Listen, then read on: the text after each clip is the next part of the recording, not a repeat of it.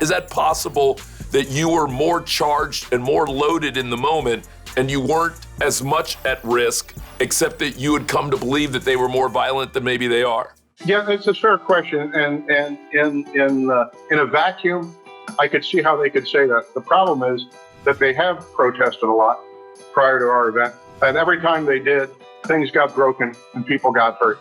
There were none of these protests where they were benign events. If half of them were benign events and I had to judge, gee, is this going to be one of those 50% times when nothing gets broken and nobody gets hurt, I'd still probably be out there because a 50-50 chance of getting killed is too much.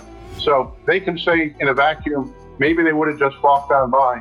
But when they did finally walk on by, they did engage in violence and try to burn the mayor's house. They've done it before and they've done it since.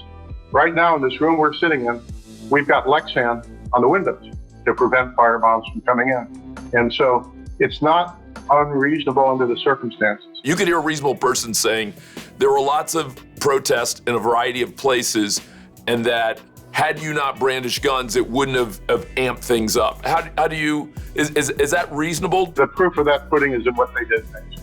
After we discouraged them from engaging in violence at our house, they went down to the mayor's house and engaged in violence and tried to burn her house down. And so my instincts were not charged by race and not charged by any kind of white privilege type background. What it was based on was their prior behavior. The same group in the same city in the same month. And now in retrospect, by what they did at the mayor's house, not just this one night, but many nights afterwards, they came back to the mayor's house and tried to burn it down.